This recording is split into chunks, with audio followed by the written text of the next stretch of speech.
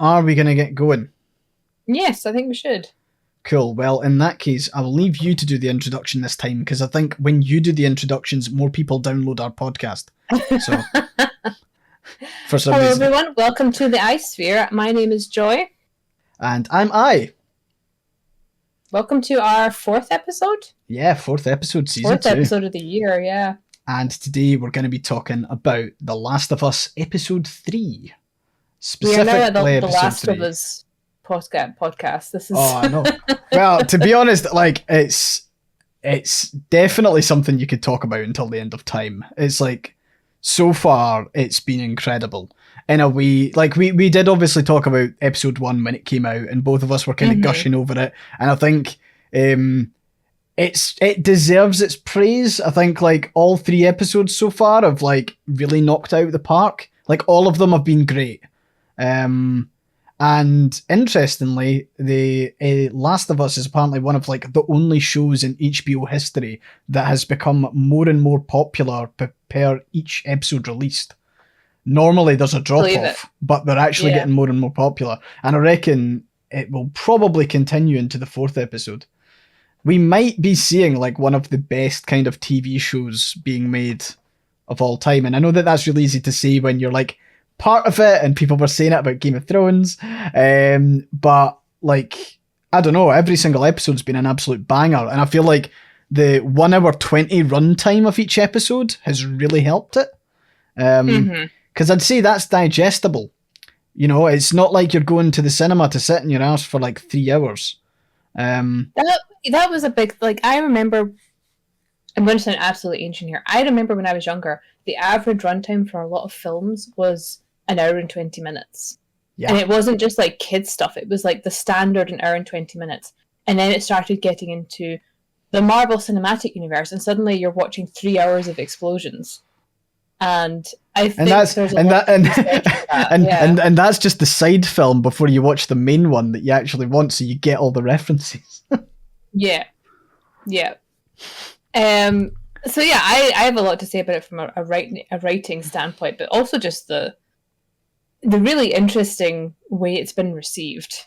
The 3rd episode, because it kind of it's a really fun thing, because it's a TV show that's obviously been adapted from a video game, and historically those tend to fail horrifically. Suck ass, yeah.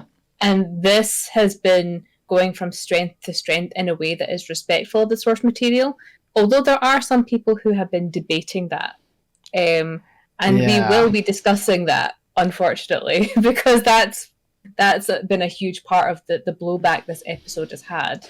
Yeah, we want to talk about the episode itself on this podcast, and then we also want to talk about the kind of things surrounding it, because I think, personally, I'm really interested in how they've managed to make an episode like that expands and deepens the game in a much more meaningful way that I think, like, a game could probably not tell that story. The Last of Us couldn't have told that story about Bill and Frank in the same way, but in a way that's like entirely complementary. Like, it's also the difference in audience, and it's the difference in who the story is being told for, and the cultural reference and impact it has. So there's a lot I have to say on it. So cool. We'll get into it. We will get into it. But there's a lot of things. There's a lot of things that people are missing the nuance of, and they're going, well, the most faithful adaptation should be the video game. That was for a different audience, for a different time period. Yeah. But anyway. I don't know, like, I mean, for the record, I've only ever played through The Last of Us once, and I barely remember any of it. Like, Jessica's, like, sitting next to me while we're watching it, and it's reminding me of half the stuff that happens in the game, because I only know, like, certain kind of touch points. And, like, I suppose we can probably start with, like, the episode itself and how it starts. And I think this is the first episode that I found... It was quite interesting, because it was the first episode that didn't start with a flashback to pandemic. So, like, the first episode had the scientists, the second episode had the other scientist in Indonesia, and this one started with Joel and Ellie. And I think that was, like, I don't think I've got the the TV and movie background to really talk about like how that worked. But it is different from what we've seen so far in regards to the how the episodes start, because it's just them chilling in the forest and doing journey stuff.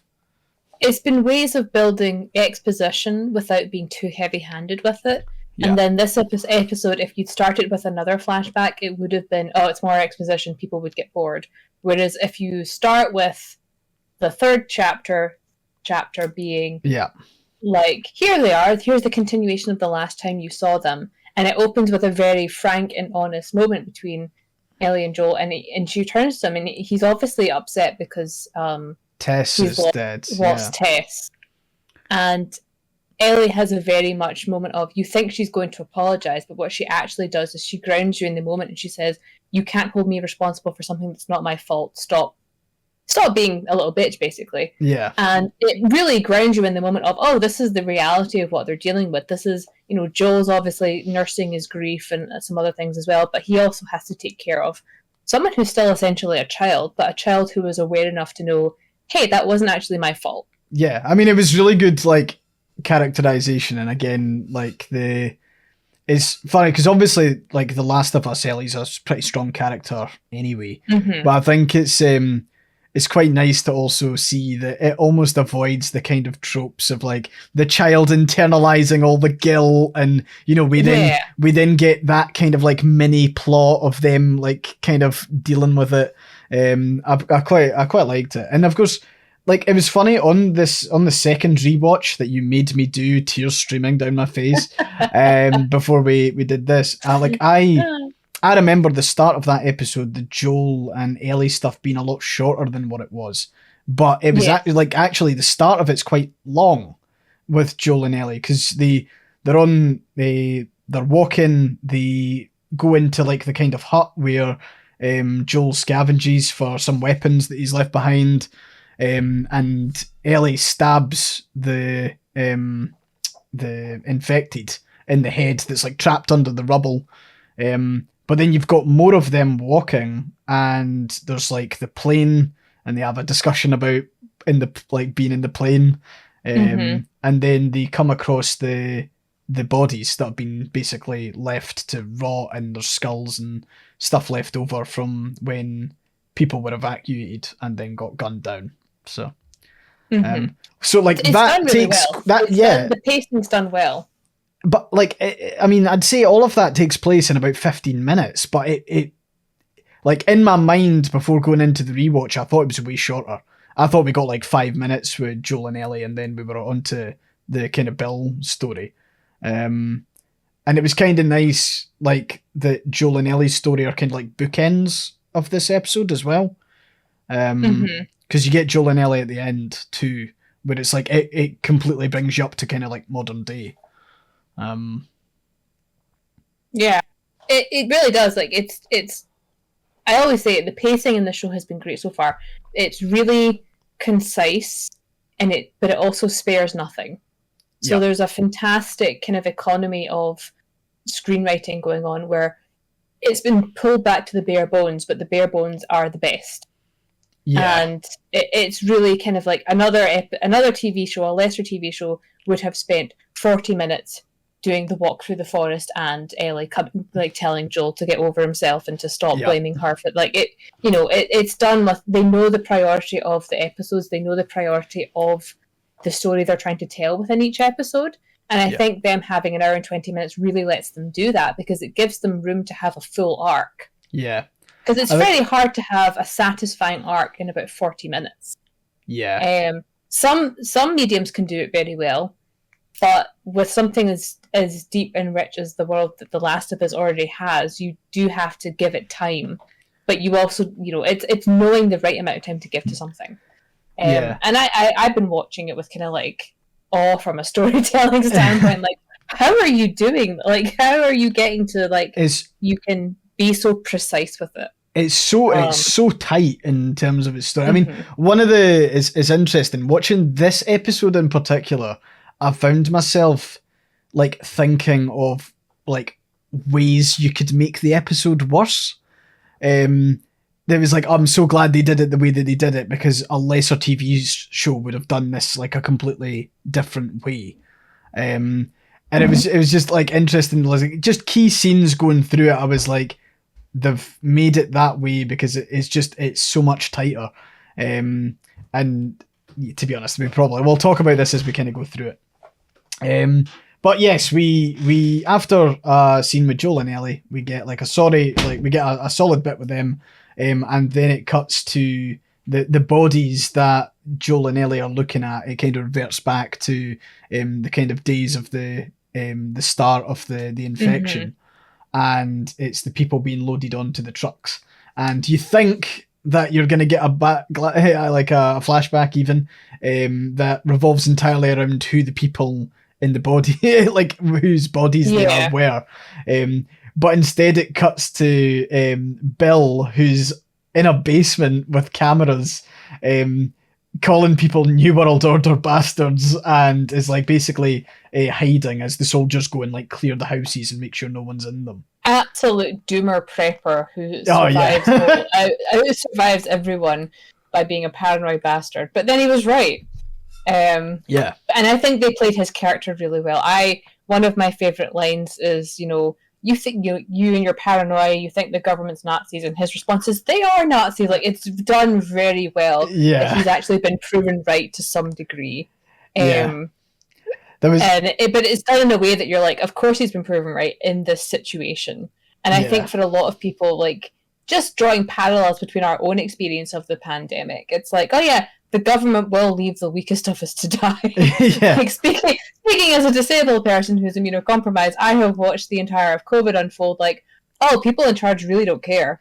Oh, okay. Well, there's every man for himself, basically. Yeah, I mean, there's a bit when sorry, I'll jump back again, because there's a bit when Joel's talking to Ellie about that, and it's like, didn't you learn like this? She's asking him about how the infection spread, and he goes, didn't you learn this stuff at school? And it's like, no, all we learn is like how the government fucked up the pandemic response, is what she says, and it's very much a stare at the screen moment. It was. Everyone felt that, I think, when they were watching it. Yeah, I mean, you got to say, like, Nick Offerman did a fucking brilliant job as Bill. Just like all the wee mannerisms, like when he pops out of his basement, which is like a hidden room with a chest on top, and he comes out the ladder and he's got his shotgun and he's kind of going through all of his rooms with the gas mask on. And then there's this scene where he gets outside and he realizes it is really just him. And then this kind of like cheery rock and roll music kind of starts playing, and you see him going about and doing all the tasks of like Doomsday Prepper. He goes and picks up stuff from like a Best Buy, and he goes to Home Depot. To Home Depot, and he turns on the gas at the power plant or wherever it is. Sets up his generator so it has electricity. Yeah, and it's so like it's so good. Like, just the whole kind of setup there, and then you've got him doing that, and then it really is just him setting up traps, him planting food, him cutting down trees. You're getting the kind of like, how this all kind of starts, and then before you know it, he's got like an aluminium fence all the way around like the group of houses that he's near. And he's created a gated community for himself. But like, it's the kind of like, it's poking fun at the actual gated communities we have now, where it's it's the rich and the wealthy, and it's just this absolute gremlin of a man who's going hunting in the woods and feeding chickens and like it's really well done. It's a really good parody, because he lives in it looks like a very white affluent area. It's very stereotypical, middle class suburban America looking, with like the white picket fences and everything else, and then you pull back and there's just the barbed wire the whole way around the perimeter. Okay. And I can see my neighborhood doing that. There's good wee scenes as well when he's eating food and like his entertainment. He turns on the security cameras and like one of the infected are like walking in the woodlands near where he stays, and he set up all of the kind of tripwire traps. One of them triggers one and just gets shot in the head, and he's just like he kind of just chuckling to himself as he's eating. Proper doomsday preppery type guy. Or you've been alone too long behavior. Yeah, and he's got like the "Don't tread on me" flags and everything that they paid like particular attention to. And he's got like walls and walls of guns. Very much very much a specific type of guy. And then Frank comes along. Frank literally falls into his life. Yeah. Falls into a pit trap is what happens. Yeah. And then obviously triggers the alarm. So they go out to see what's happening, and it's like, oh, there's another person. And Bill's very much like, just gun aimed the whole time. Like, are you infected? What are you doing? And they have this, even from the very start, they have this like very kind of like, almost like straight man versus slapstick almost with the comedy, but not as obvious as that. But it's very much like, Frank is very much like the runs his mouth without thinking type character, and it's very much that kind of like. I mean, one of my favorite lines is like, Bill is like, "Oh, I can't let you leave because you'll tell everyone about that I have all this food here, and then it'll be like people will be coming here like an Arby's." Like Arby's. People will be expecting a free lunch, and Frank's response is, "Well, Arby's did. It's a restaurant. They didn't give free lunch. Your analogy doesn't make sense." And you can see the moment where Bill just blinks, and he's just like, okay. It's interesting because it like Frank doesn't come across so there's for the record there's a 4-year time jump between the start with Nick Offerman going and sorting out everyone as Bill, and then Frank falling in this pit trap. There's a 4-year gap, and I think one thing that makes Frank come across really well is that he doesn't sound like someone who's had to deal with an apocalyptic world for the past 4 years. He's still making like jokes about Arby's, which from a completely playing it straight thing, Arby's is a restaurant. Obviously it's not given, but like to say that while you've got this like uber libertarian guy pointing a gun at you, there's just a kind of character relationship there that's like building. It's quite funny. It's quite back and forth. It gives you a very clear idea that this is someone who has no survival instincts, and it's a miracle he made it to Bill's trap.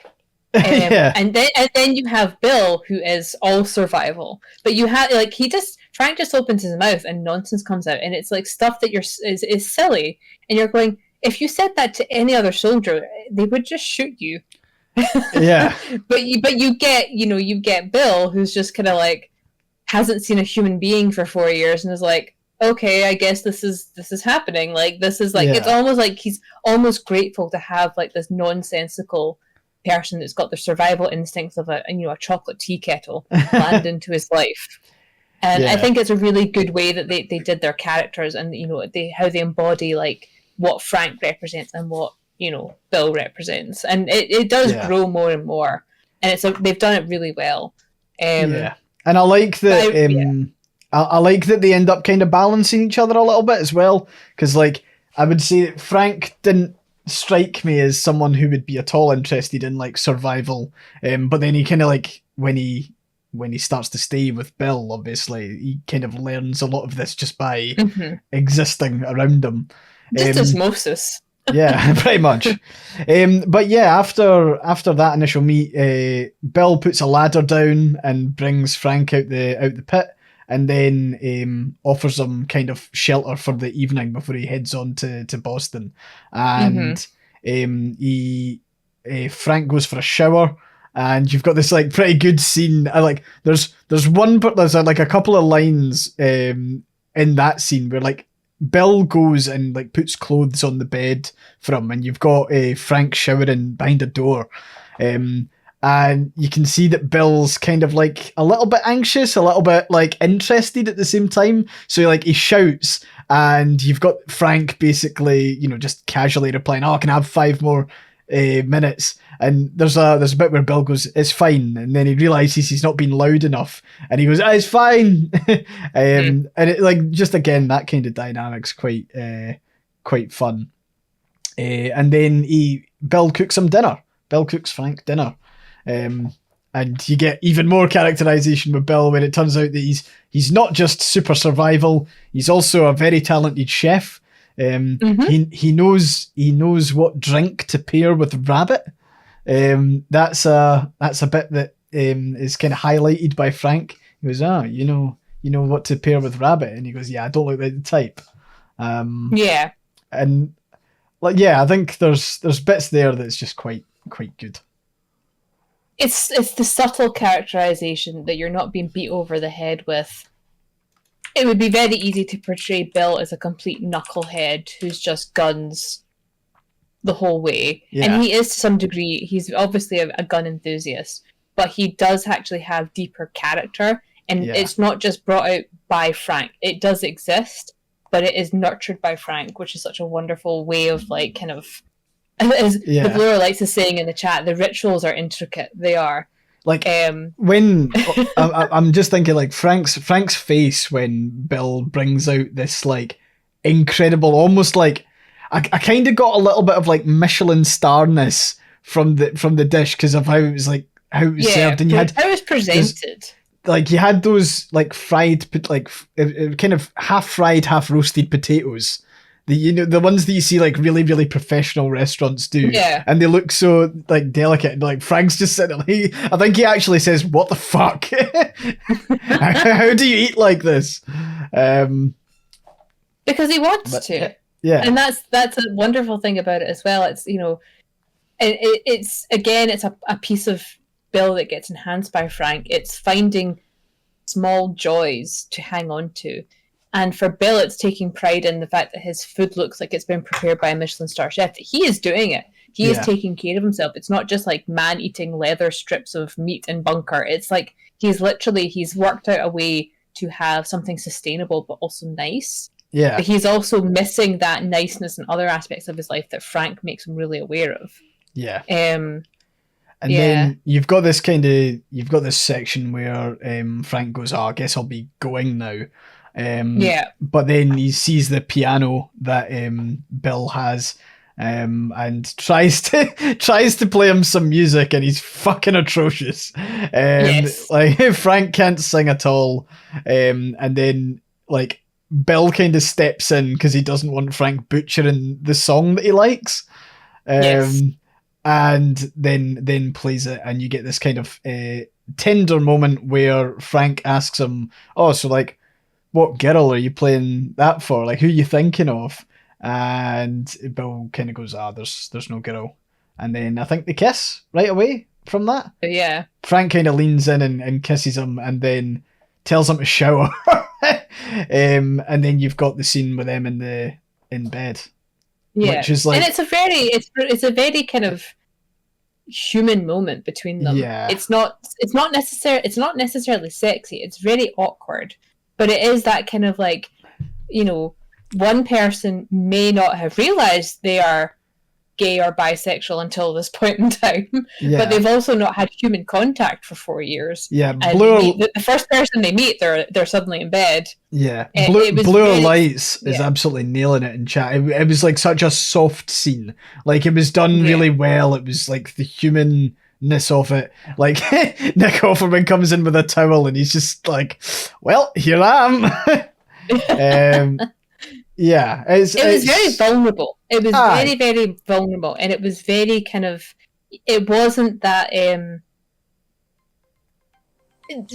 idea that everyone is sexy but no one's horny. I would believe that they would be horny for each other, but even it wouldn't necessarily be sexy, because it wasn't done with, like, look at these blindingly sexy people. You're supposed to believe they have chemistry, whereas this was like, there could be chemistry here, or it could just be that you're really lonely and you want affection, and you want someone to be human with. And it's very kind of like normalizing in this kind of setting where everything's awful, but you still find ways to express closeness to someone else. And it's really nice. It was a really nice scene. And so this is also why I saw people claiming that the episode was queer baiting because of how it ended. That's not what the term means. For anyone young or for anyone who's unaware of what queer baiting means you are leading the audience on to say that someone is gay to try and get audience engagement, and then you turn around and go, haha, they're actually straight. That's not what this is. Like Sherlock, right? Yes, like the BBC Sherlock. It was very much they were leading people on, but then they were kind of laughing at the audience for expecting anything to come from it, because it was like, oh, of course, they give interviews, be like, of course not, they're straight. Yeah. I've seen this.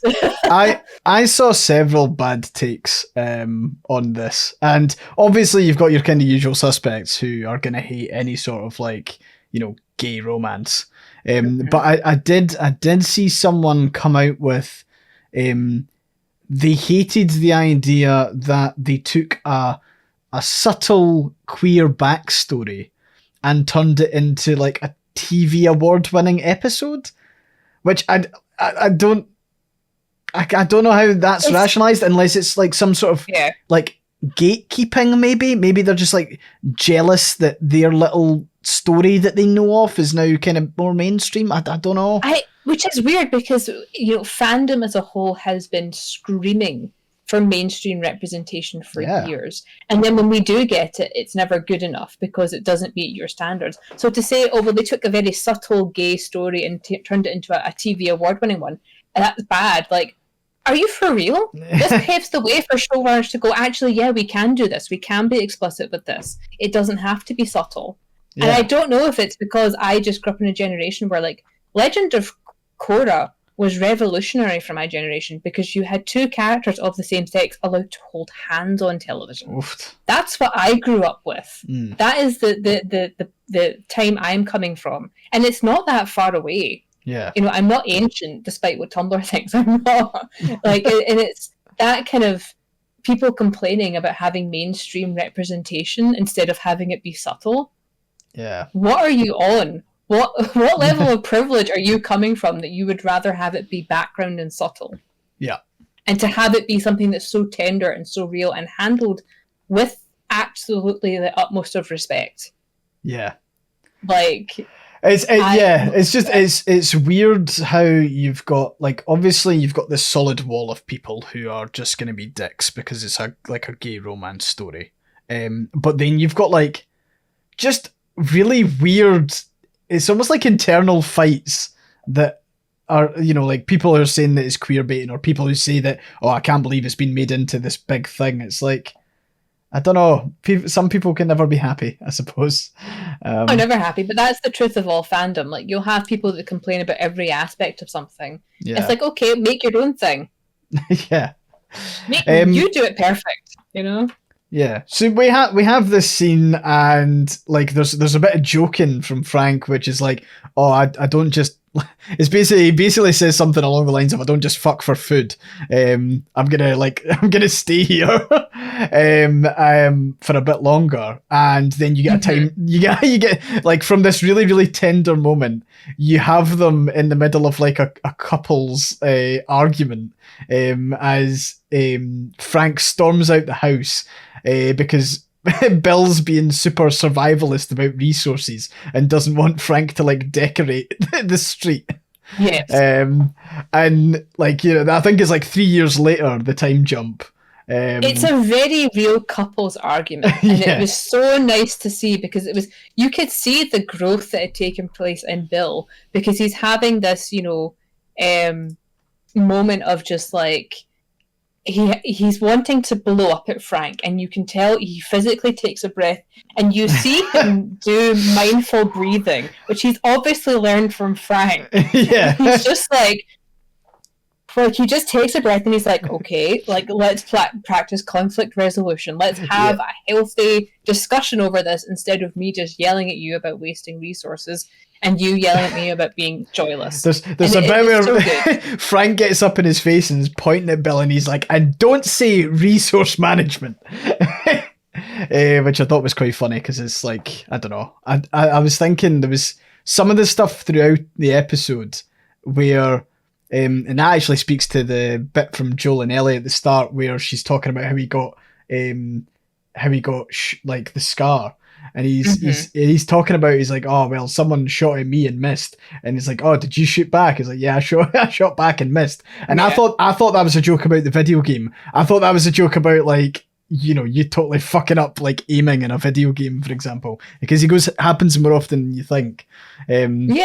So yeah, when I don't know why, but the resource management bit just made me think of like a post-apocalypse video game about resource management, over like folk who decorate, like in Frostpunk.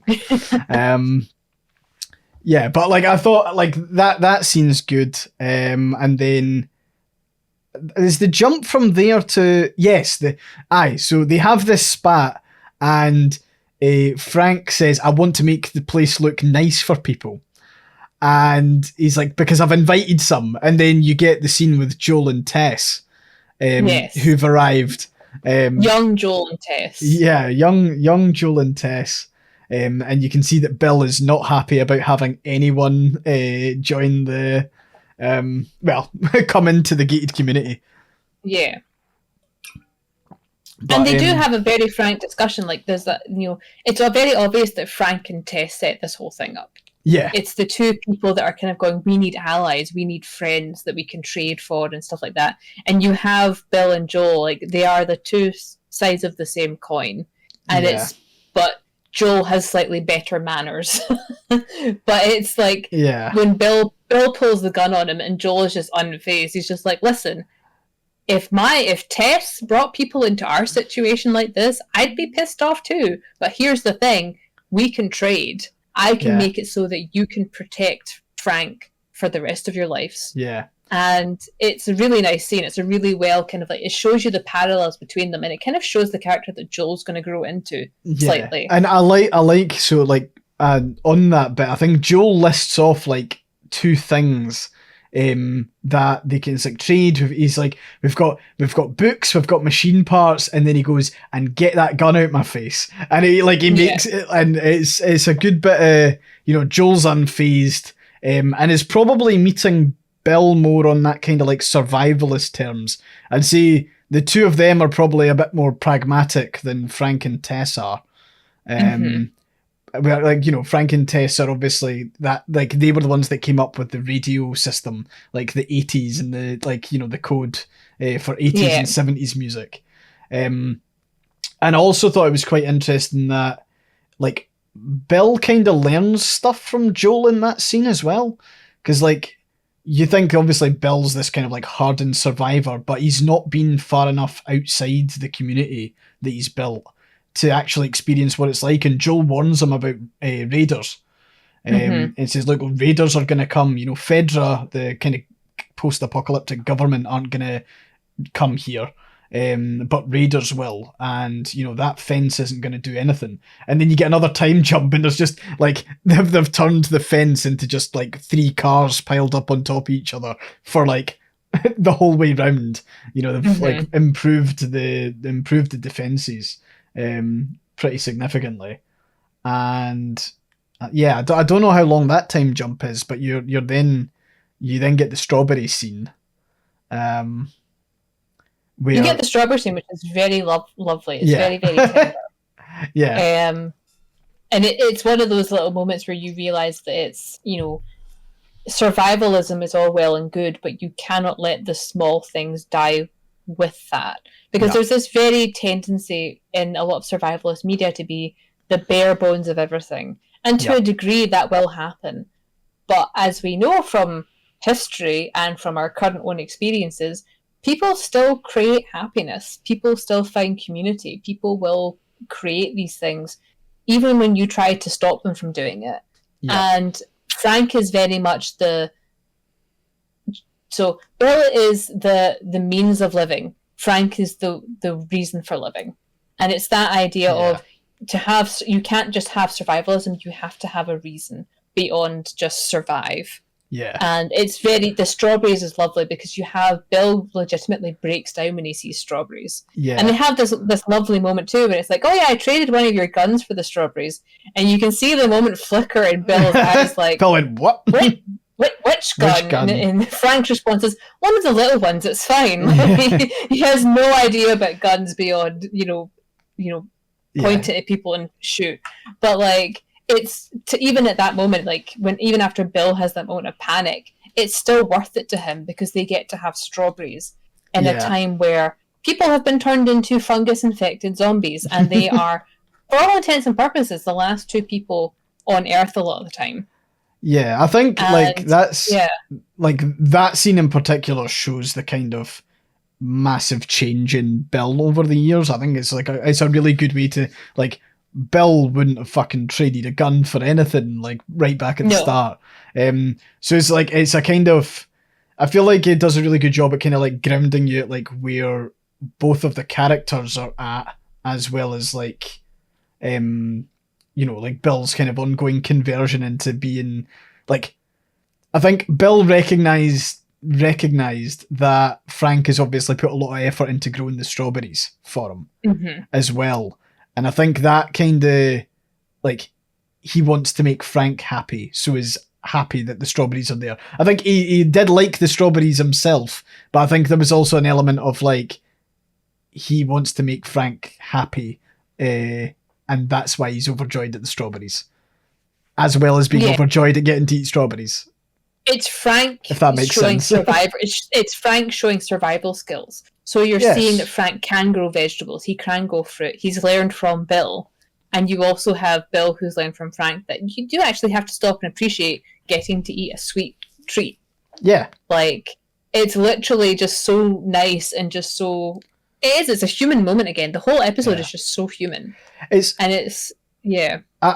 thing I found, like, I don't find myself thinking about living in a post-apocalyptic world that often, beyond the event that'll happen that turns it.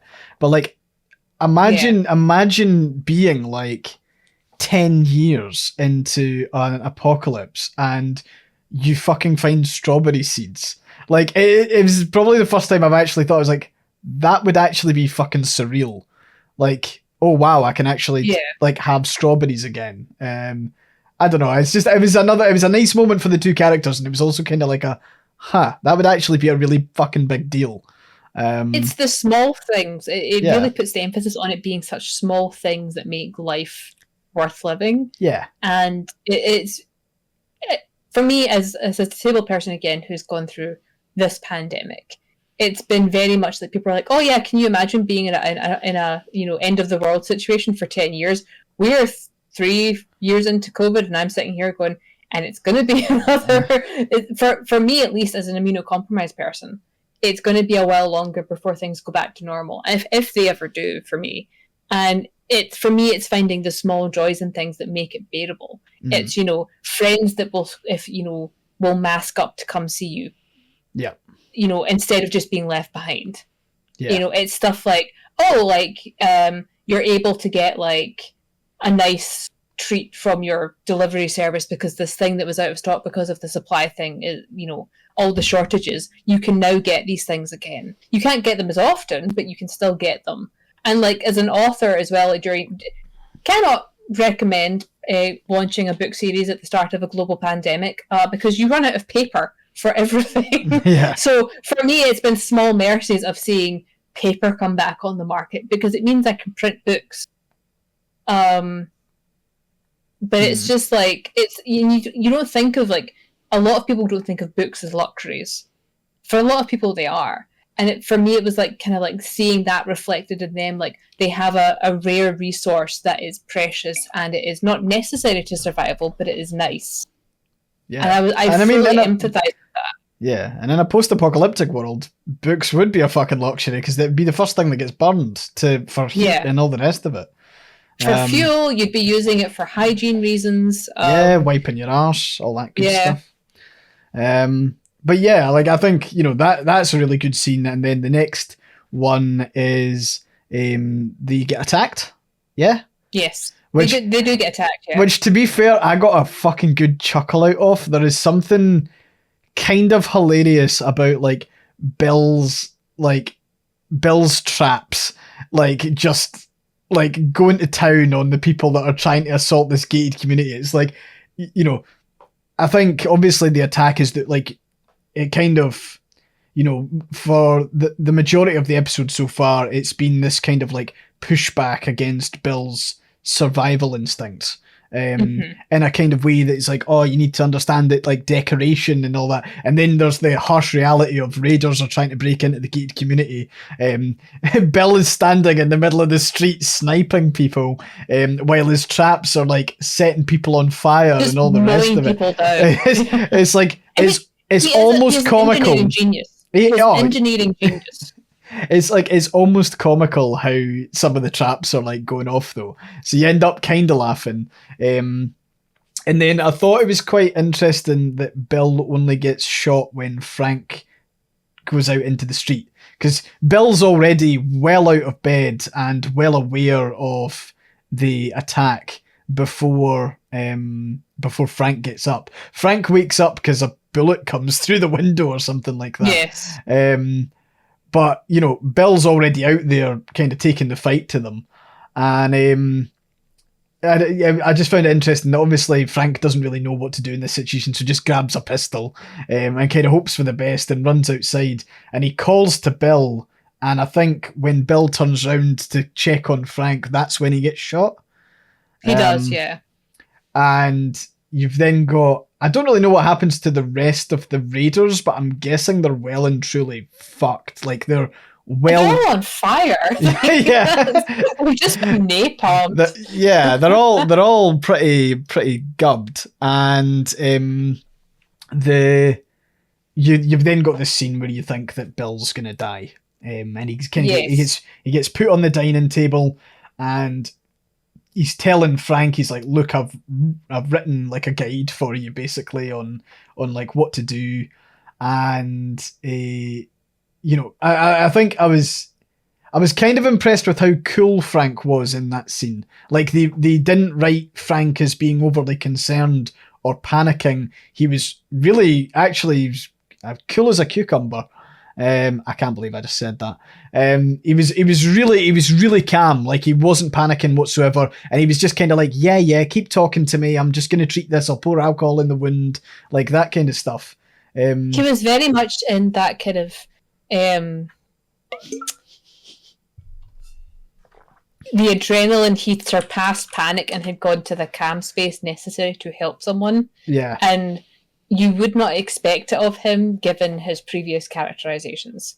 You wouldn't expect the person that's concerned about painting the picket fences to be the person that's also competent at doing field surgery on a dining table.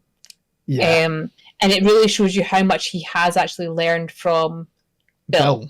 Yeah. Yeah.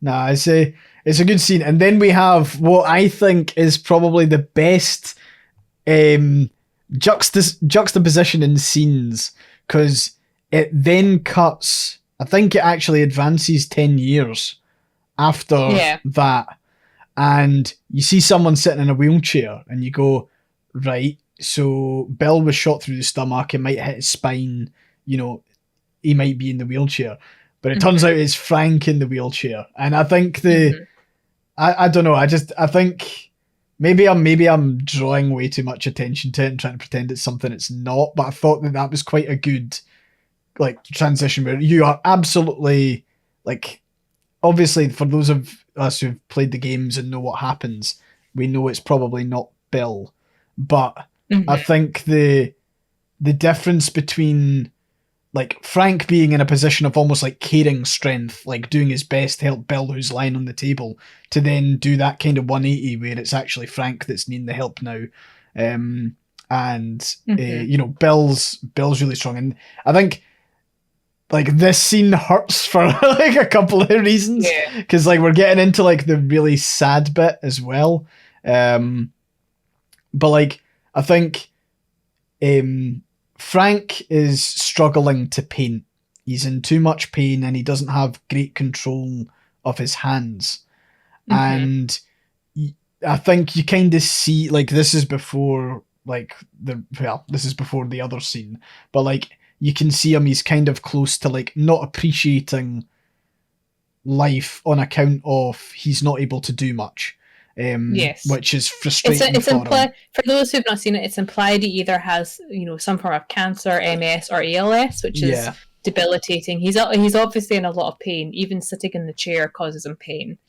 yeah, And it was a very relatable moment for me as someone who I have widespread body-wide chronic pain I have genetic problems.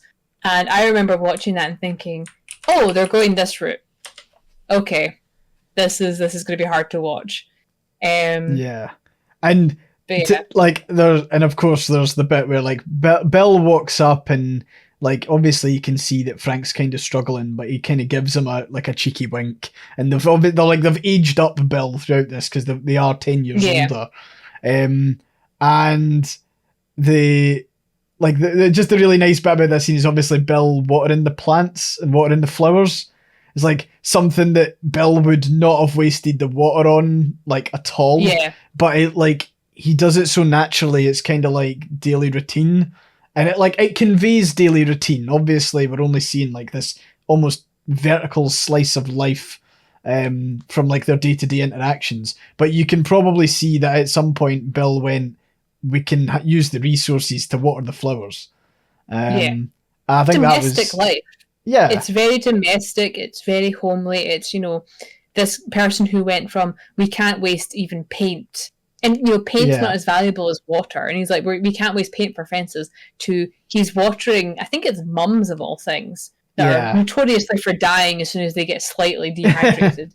And he walks up to Frank, who's always been the find joy in the small things person, joy in aesthetic and pride and all sorts of things. And he's doing it for him because Frank can no longer do it himself. Yeah. And that's when I realized that's when I started crying then. Yeah. And it kept going. Because you're immediately then met with the scene where Frank has decided that he he wants to end his life, and he wants to go out on his terms, and he needs Bill's help to do it.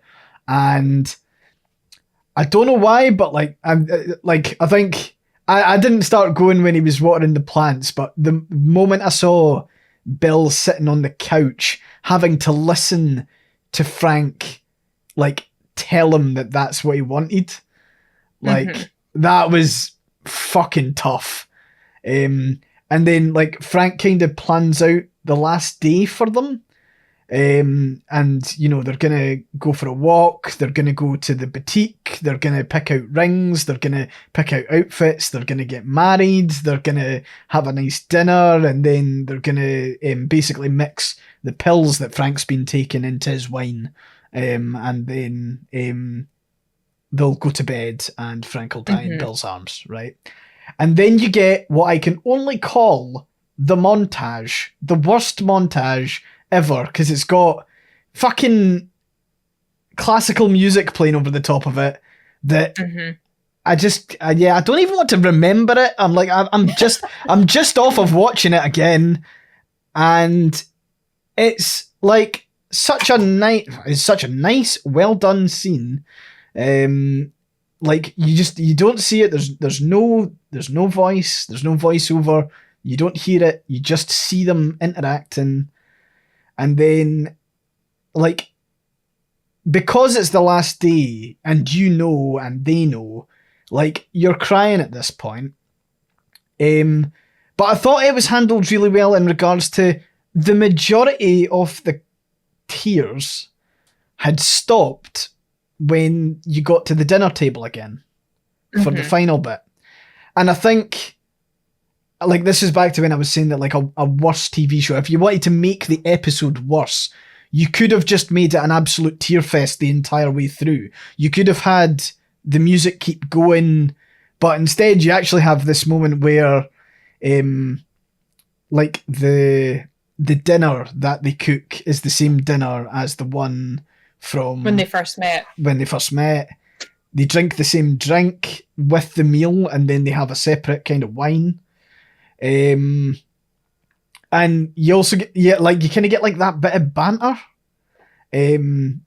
with obviously grinding up the medicine to put in the wine, and and you have this kind of like tender last moment, and then Frank goes, "The medicine was already in the bottle of wine, wasn't it?" And Bill's like, "Yep."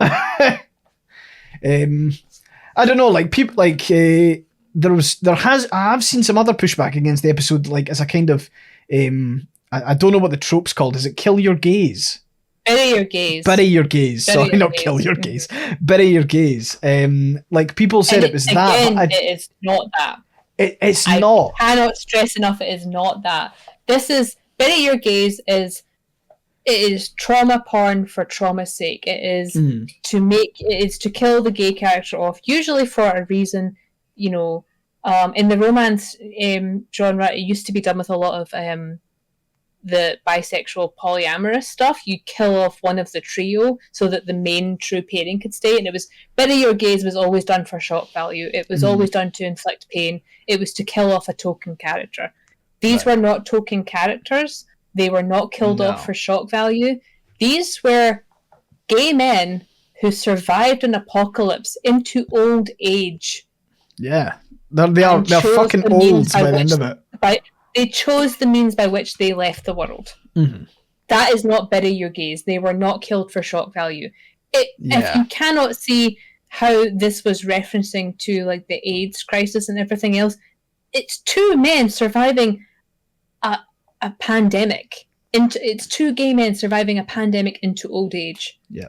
Loving each other, getting married before marriage was legal in the US.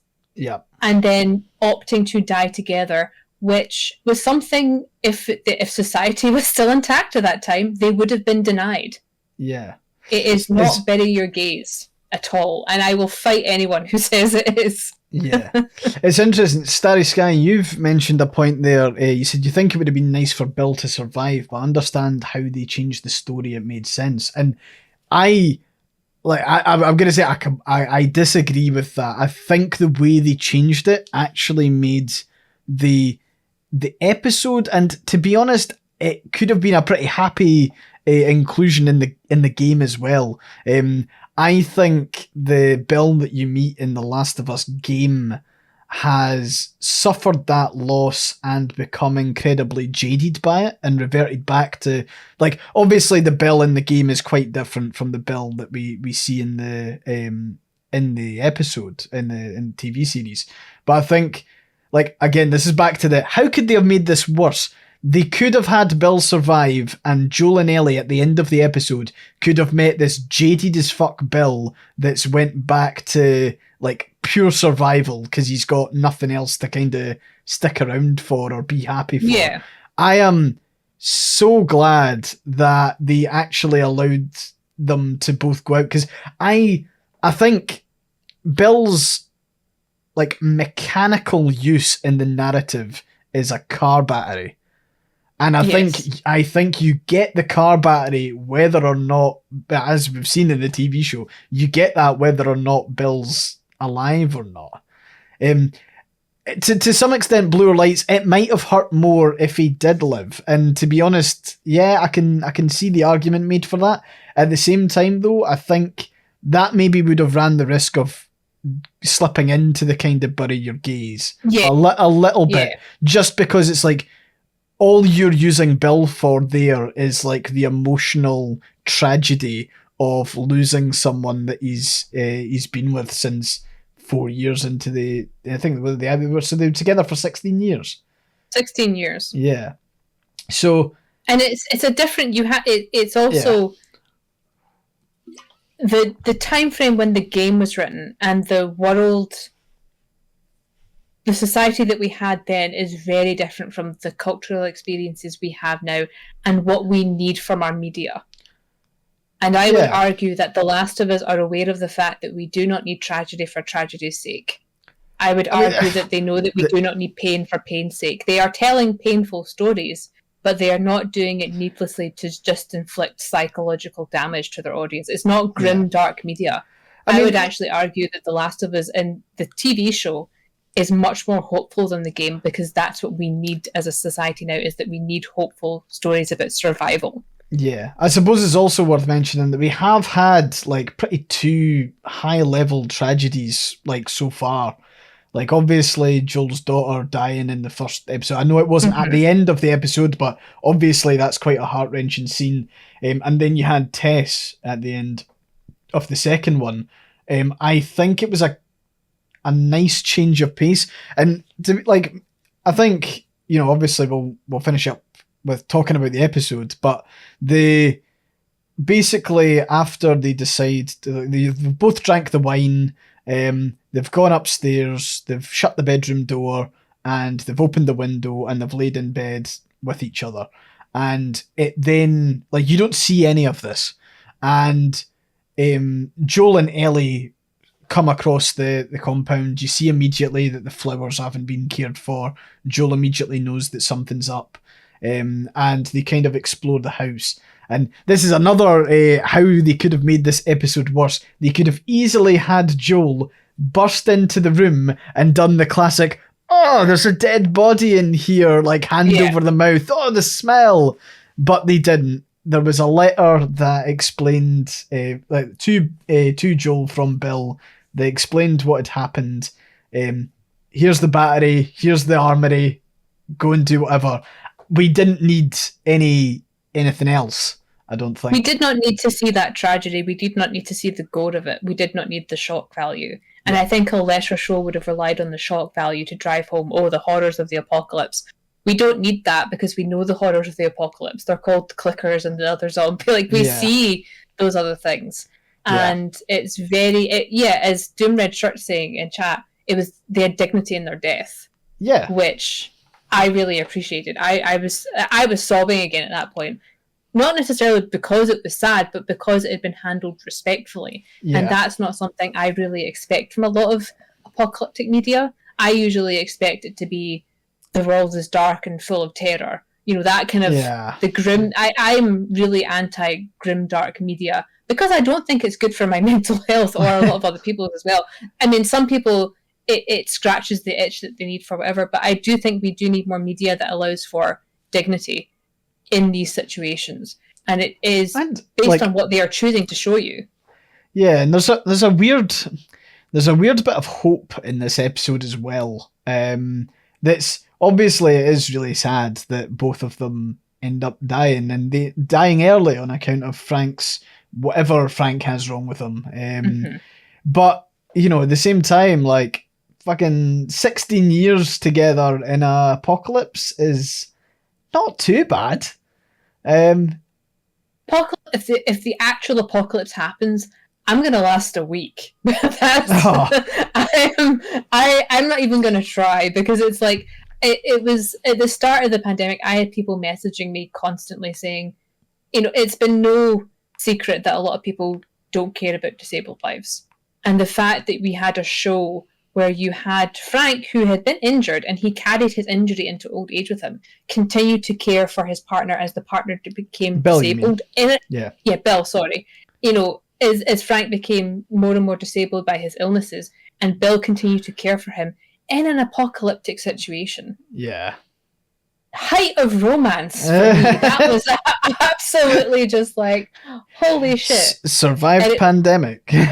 Survived, yeah. And I was crying for that too, because it's a level of representation that we don't see in these things as well. You do not see the characters who grow old, the characters who either become disabled or who are disabled. It's always the horror of that. It's always, oh, well, we killed off the weakest first. Yeah. And here you have the survivalist, gung-ho person who goes, no, actually, I'm going to take care of this person until he no longer wants me to. Yeah. And that was incredible to me to watch. It broke my heart in multiple ways that I don't think a lot of media has, especially not post-apocalyptic stuff. Yeah. And one of the things I also really liked about the ending when you've got Joel and Ellie is that, like, everything that Bill wrote to Joel in regards of, like, use this to look after Tess. Like, yes. It wasn't written from any sort of, like, romance perspective, and you could see that, like, in Joel's mind, all you have to do is switch the word Tess for Ellie, and everything that Bill was imparting to him, like, applied. And, I think I'm trying to think how the game goes. Again, it's been ages, but like Jessica reminded me that like you've got this school section with the bloater in the game, and then you come across Bill, and like you've got then like, I think that's like it's the jokes that Ellie makes in and around where Bill features in the game that gets Joel in game to start kind of warming up to her. So we're kind of seeing this presented in a slightly different way for the TV show, and it's pretty good. I'm enjoying it. Like I've heard that if they follow the game, the fourth episode is also going to be a really tough one. Yeah, tonight's going to be traumatic for a lot of us. Yeah, watching it live. It's I think as far as I'm concerned, there's like two boys in the section of the game after Joel. There's two boys, and it's going to be quite tough.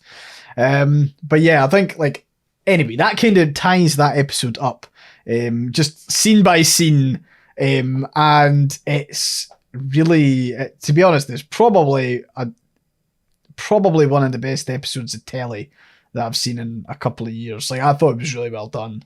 And my favorite tweet was, okay, so the story writers really went, Joel needs a car battery, let's make the most beautiful 120 minutes of television ever seen. Yeah. And people can disagree with it. I genuinely think they made a short gay apocalyptic love story. Yeah. That entire episode was just that.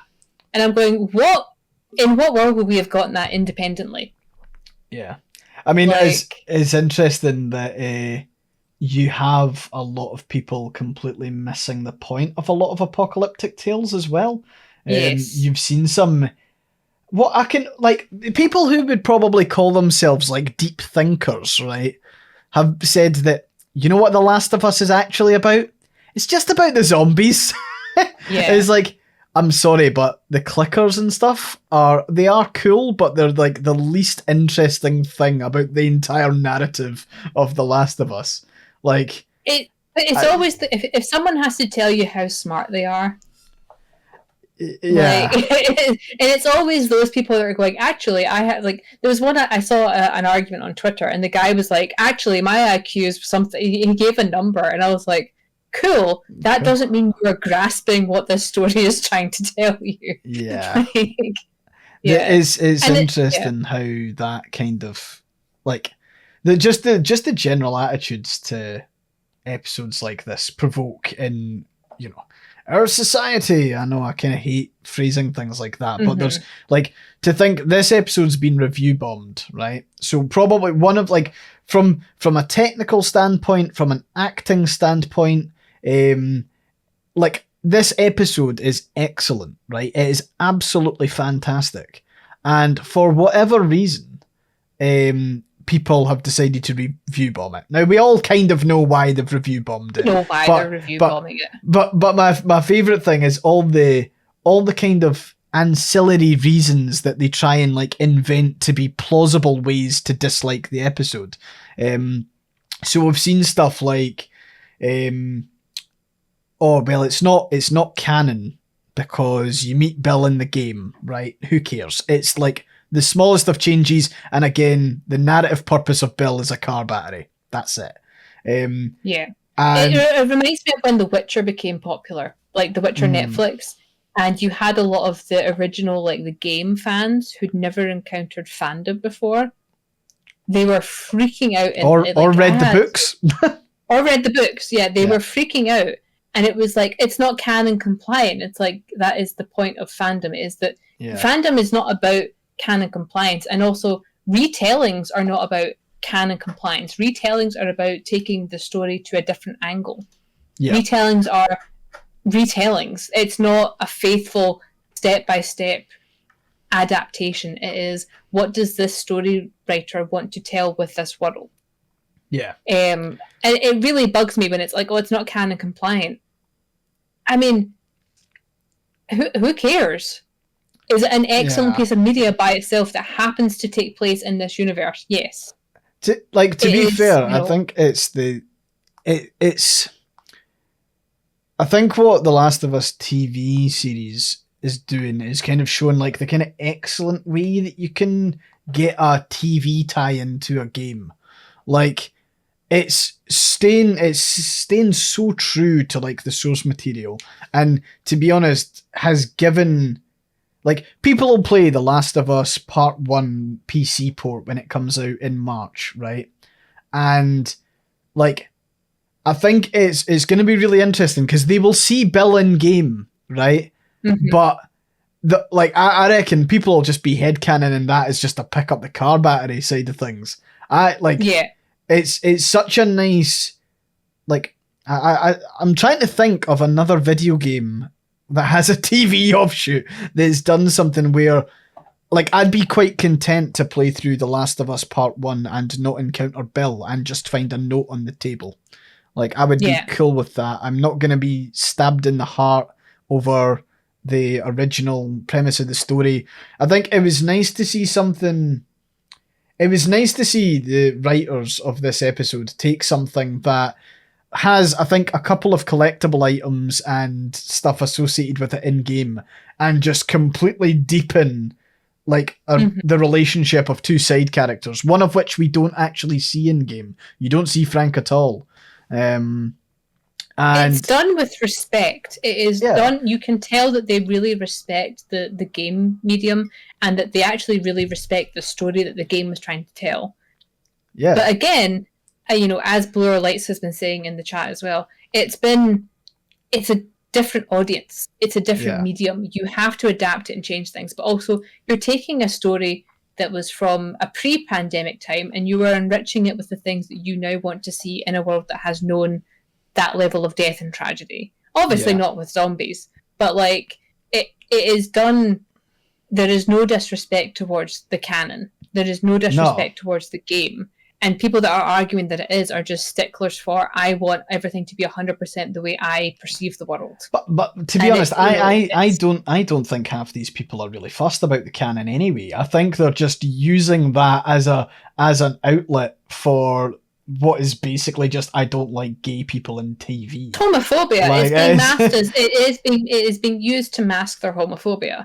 Except they're not being very subtle about it, so it's not masking anything. Yeah, like I mean, I'm maybe I'm just not the type of person, but like I can't get that. Like I couldn't find myself getting that worked up about the canon.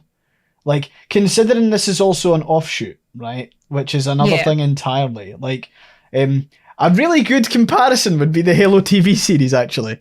Yes. And what they did with like the character and stuff, because I think no one's denying that like Pedro Pascal is doing such a good job as Joel. He is fantastic. He's excellent, and like all of the actors so far have been great. I think it's Bella Ramsey. Bella Ramsey's doing a great job at Ellie as well, and I think as we were kind of saying right at the start of the podcast, we were talking about like. I think she's able to get across some of Ellie's more like forceful points really well, where she's not like she's a child, but she's not a child that's going to be made to feel bad about like things that she's not really involved in. I think like it's annoying how The Last of Us has had such like a solid like faithful adaptation, and I don't know. It's like. I feel like there's enough in the Last of Us TV show, considering some of the cutscenes as well. And I think this is a thing that we talked about when we first talked about episode 1. But like some of the scenes absolutely nail the cutscenes in the game.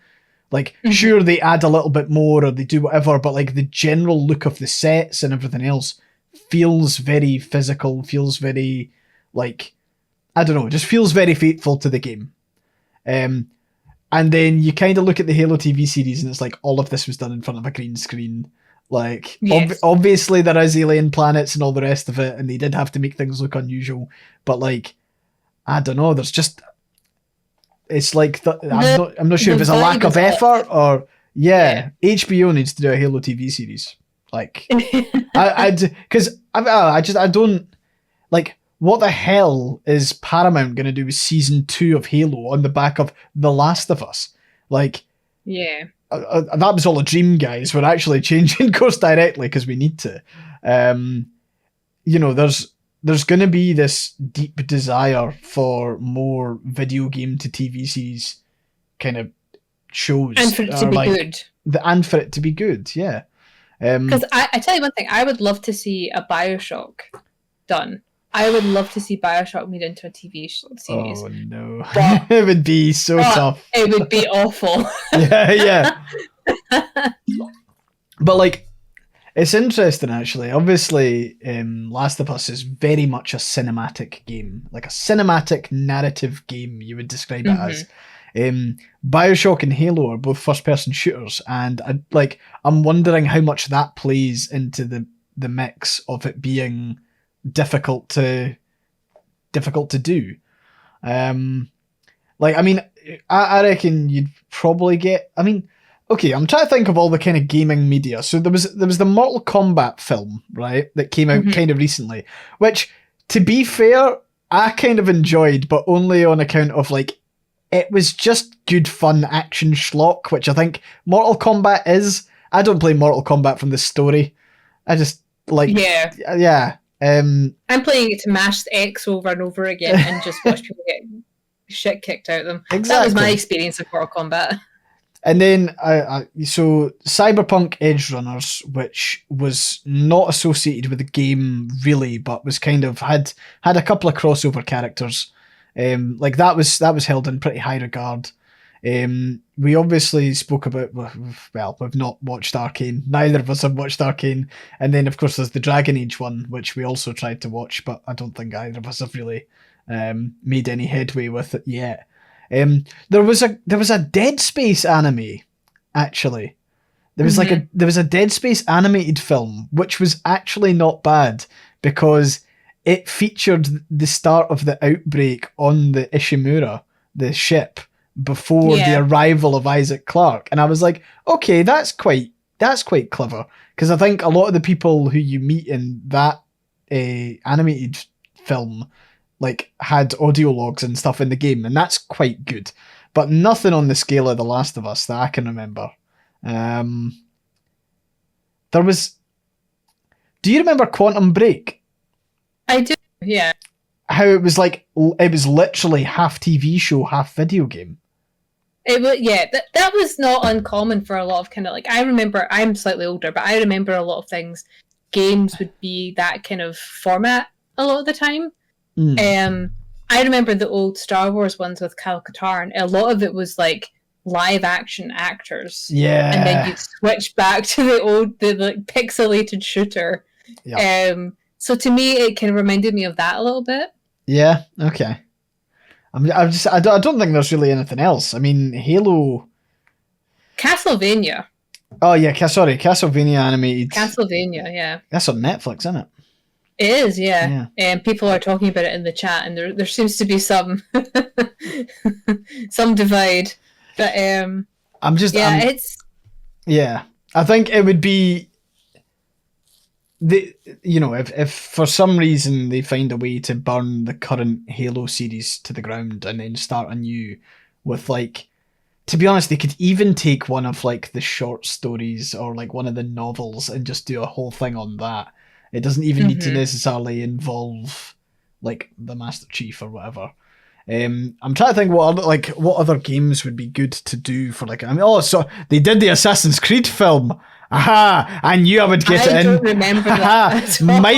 Michael Fassbender as. Oh my god! Yes, I think I blocked that out. As a guy, no. Yeah, that was that I don't think I ever saw that.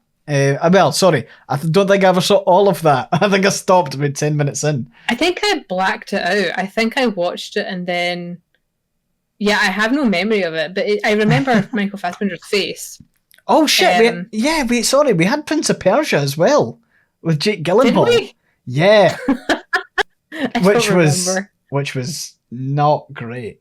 But yeah, I think so there's some things that can't be adapted, and that's mainly RPGs. That being said, there is a Fallout TV series being made. Don't know what that's gonna involve. Yeah. I saw that and I was kind of like, I don't know if that will be any. I mean, there's a lot of potential for it, but I feel like they've been veering away from, even in the games, they've veered away from the things that made Fallout successful. Yeah. And But I I don't mean, think a TV show is going to understand it. like, I think it's really difficult to have a standalone game set in an RPG world where you can create your own character, because that world will Yeah. mean so much to so many different things to so many different people. Scrya's mentioned the Doom movie. Yep, yeah. Mm-hmm. Oh god, that has The Rock in it, and Carol Urban, who's it's actually, see, the Doom movie's interesting because there's one scene in it which is really cool, and it's when they basically film a first person like shooter scene. There's Carol Urban and the camera's like mounted on him, and he's just going through corridors. And you're seeing everything in first person like you would in a Doom game. Like a Doom game. But I've seen a couple of people attempt to do like a first person film, like before, like a full length first person film before, and it's just wouldn't work. It gives me nausea. Yeah. It's like when the Blair Witch came out and everything was shaky cam and everyone did shaky cam for about a decade. Yeah. I can't watch those things. I can't play them either. Like, I very rarely I play first person shooters. But yeah. It's that kind of, it doesn't translate as well. And I think you are right that The Last of Us did succeed because it is very story heavy. Yeah. It is very heavy on the cutscenes and, cinematic moments. And yeah. Do you know what would be, could potentially be a fun one? The Monkey Sims. Island. Oh fuck! I would love that. I would fucking love that. I would love. Great. See if they got the tone right. If they got the general tone right and they didn't try and make it too seriously, it would be amazing. Yes. Ah man, seeing Guybrush Threepwood on screen would be amazing. So, to be honest, same with Grim Fandango, but I don't want anyone to touch perfection. No one should. you cannot improve on Grim Fandango. I would love to see something like that. But yeah, I think I'm trying to think of like other games. I mean, like, was there not talk of like a Gears of War film at some point? I thought there was as well. Jim's Red Shirt brought up Uncharted as well. I do not remember that. Oh shit! The Tom Holland Uncharted. Is that what that was? They made Tom Holland your man from Uncharted when Nathan Fillion is like right there. Unfortunate. It would, yeah. It's just strange. I like such weird casting because he's just too young looking for Nathan. Yeah. Is it Nathan Drake? Is that Uncharted? Oh shit! We've seen Lara Croft movies. There's been several Lara Croft movies. Lara Croft, yeah. And obviously the classic with Angelina Jolie, and then the other one which was rubbish. Nature Lemon says they would like to see a Stardew Valley film. You'd loathe to see a Stardew Valley film. Loathe to see it, yeah. Oh, it right. would just be like trying to get. It would just be you wandering into village and getting scalped on seeds for. Fuck you, like... Pierre. I'm looking through Resident Evil and Silent Hill. Yes, has there been Silent Hill movies? There's been Resident Evil films, and there've been. Well, has there been Silent Hill? They're like good B movie. Good movie. They're definitely B movies. I'll let you know. Death Stranding is already a film, so there's no fucking point in turning that into something. To be honest, Death Stranding should have just been a TV show or a film. Warcraft. How did I miss that there was a World of Warcraft one? Yes, there was a World of Warcraft one. What about Deus Ex? A Deus Ex film? Mm-hmm. That could maybe work, but it would have to be one of the Adam Jensen ones. Good, yeah. I think Dishonored would work well, but then you'd have to get people that actually understand the tropes of Dishonored, which the current writers for the game don't, so that's kind of, I think it would fall flat for that one. I did see someone suggest, and I think this shouldn't be done, I did see someone suggest a Disco Elysium TV show or film, which I'm kind of intrigued with, but because Disco Elysium's so branching in its interactions, I don't think it could be done. Unless you But you filmed. could say the same about Fallout. Well, yeah, I am saying the same about Fallout. I don't Yeah, think the TV show that's should true. be made. Yeah. We've had a Dragon Age one, so I'm just going down. We can't have any Elder Scrolls content ever. It wouldn't work, in my opinion. I have seen people calling for an Elden Ring TV show, and I'm like, how? Who wants to see someone die 40 times to a boss? Fucking cursing every single moment. That'd be funny. There was one that I remember when I was. Hang on, I'm gonna see if I can find this. Oh, I've got one for you that might be interesting. Go for it. A Frostpunk TV show. Oh, I would watch the hell out of that. A Frostpunk TV show in a similar vein to Snowpiercer. Yes. How fucking... Snowpiercer train is actually in Frostpunk canon. It's in the Snowpiercer train appears in the last autumn. Yeah. I think that would be fucking amazing, actually. I think they could do it a real justice, because you would get all of the dynamics of in the camp, right? Mm-hmm. So all the political dynamics, order being brought in, or the religion side, you could probably do both for the TV show and make it really creepy. You could have scout parties going out. I definitely think you could probably do something pretty cool with a Frostpunk TV show. I'm laughing because I looked up Wikipedia. Do you know the major one that we missed? Sonic. Oh yeah. To be honest, Sonic? I actually didn't mind the Sonic film. I thought the Sonic film was perfectly fine. I'd watch it on an airplane. That's yeah. That's fair. Oh god, there's the Mario movie as well. Fuck. I would not watch the Mario movie on an airplane. There is no amount of money you could get listen to Chris Pratt do that. Here's another one. The original Mario. I'd watch the original Mario Brothers. I would watch that. Yeah.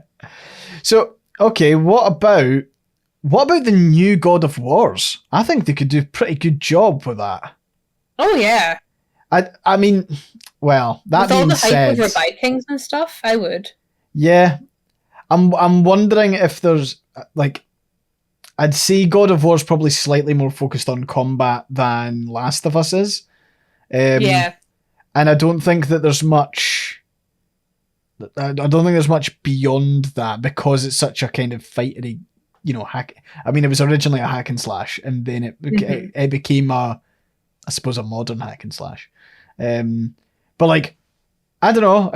I could maybe see a God of War film over like a TV show, because you would then be expecting Kratos to like go,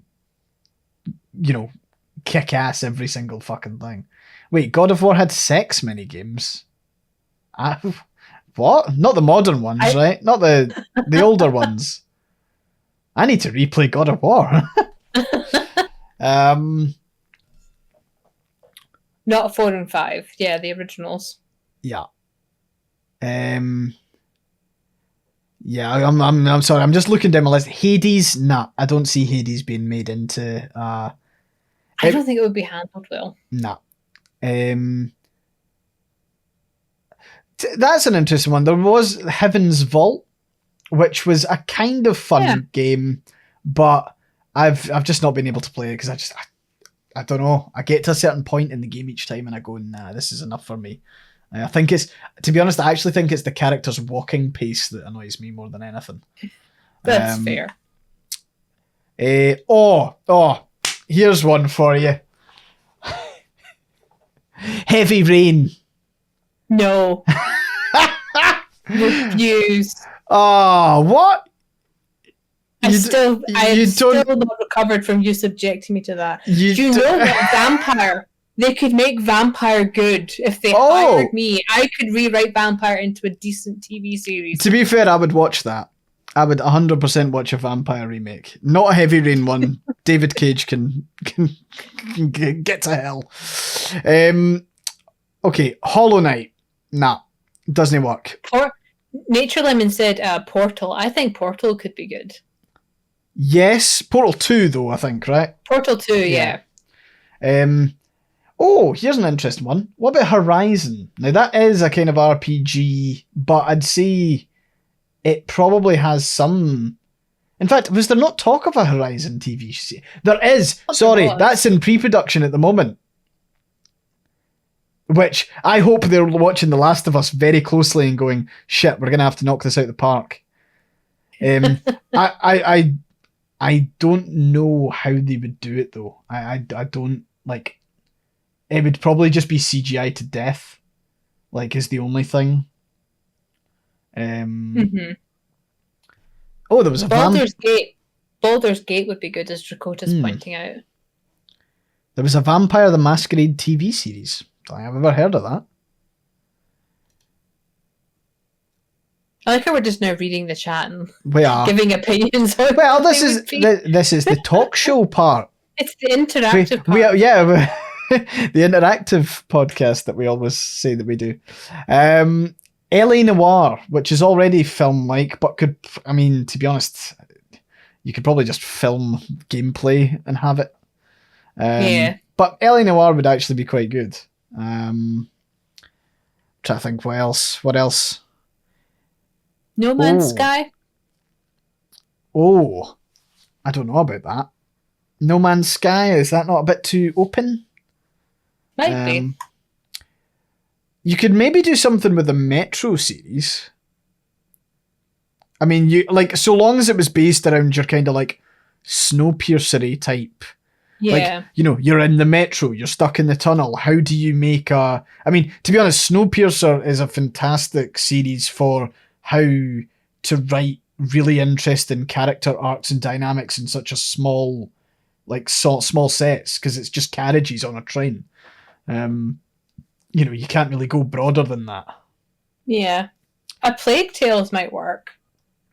Oh, a Plague Tale would be cool. It would have to be a TV series, though. It would have to be a TV series. I'm just going through my Steam library. Yeah, me too.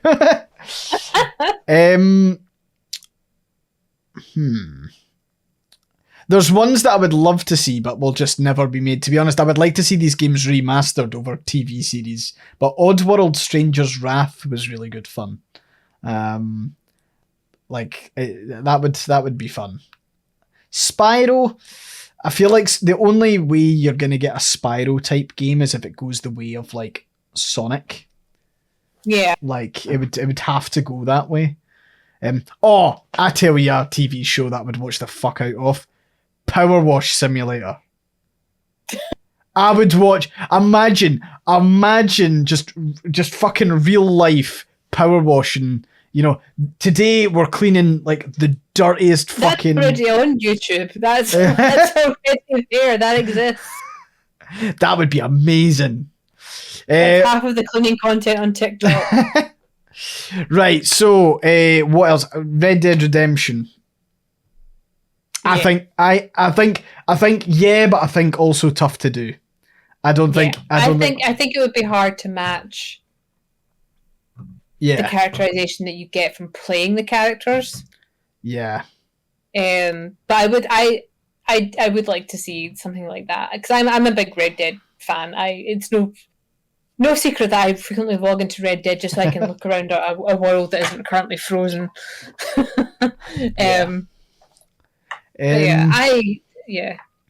else is there? What else is on my hard drive?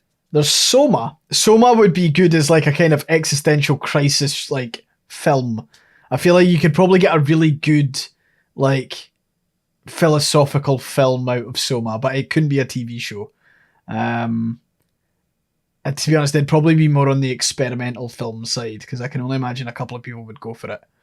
But yeah, that would be interesting. Other things... Titanfall would be fucking amazing. See if they got it right with the mechs. Titanfall 2 as a story would be just stunning. I think I agree with that.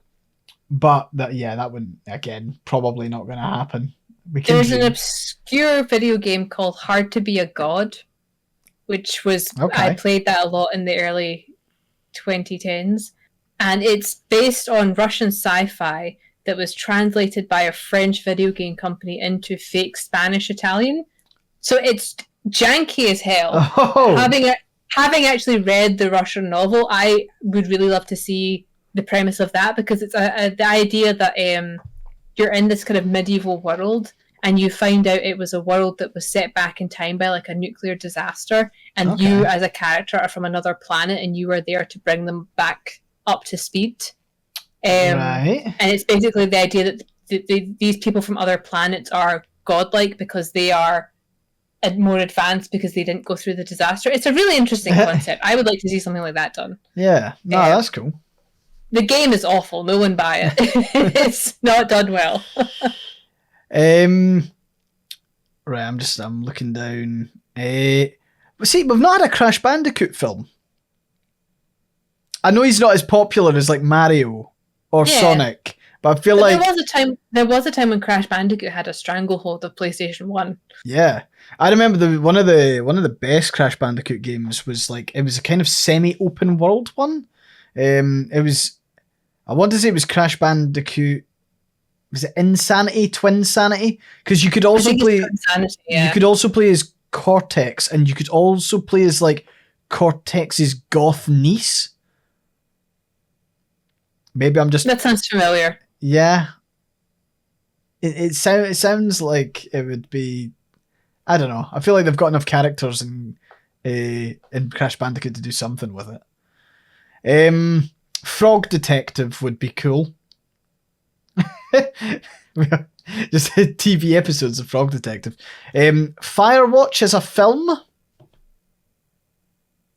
See that? Yeah. Outlast as a horror film would be quite good. But it would. Outlast would. I actually just got to that part of my library as well. But the only thing with an Outlast film is I don't think there's enough character to character dynamics to keep it going. Yeah.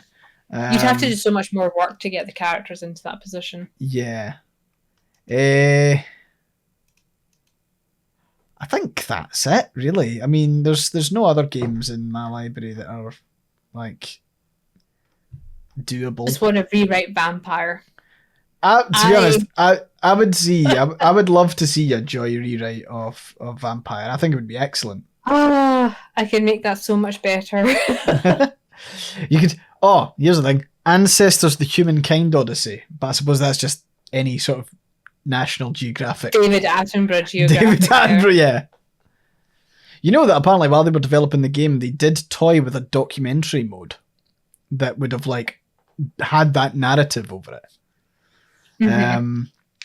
Tell you what, Blasphemous would be an interesting one, but I don't see. I mean, you probably couldn't do that either because it's a wacky Metroidvania. But like as an animated series or something like that, I feel like it would be quite cool. Mm-hmm. Ooh, Orchid of the South Borderlands series. Ooh, was there not something about that? I feel like that was that not a thing. Like it was a planned thing. It could be. So I'm just laughing at Nature Lemon, a Tetris film. That is just the organizing show that's currently on Netflix. That is what that is. It's those two white women just going into people's houses and putting labels on everything, and then just making their shelves look all the same. Fair enough. Yeah, I don't think there's anything else. Yeah, Cult of the Lamb. I don't know. I think that would be tough. But definitely, like, see, this all stemmed from you saying that Curse of Monkey Island or Monkey Island would be good. Yes. So the past 20 minutes of the podcast has been entirely Joy's fault. So makes a change. Yeah. But yeah, I think that probably concludes this episode, I would say, Joy. Yeah, I would. Um, I would. It started because- out strong and just slowly devolved into tangents. We want all of the films. Like, we don't care. There's unlimited funds. Just keep on going. But yeah, I think with that, folks, we'll wrap up for today. For those of you who are in Twitch chat, don't go anywhere. We'll be hanging around for a wee bit afterwards. And thank you very much for tuning in to episode 4. Yeah, 4. Episode 4, yeah. Episode 4 of season 2 of the Ice Sphere. Thanks very much, everyone. See you next time. Bye-bye.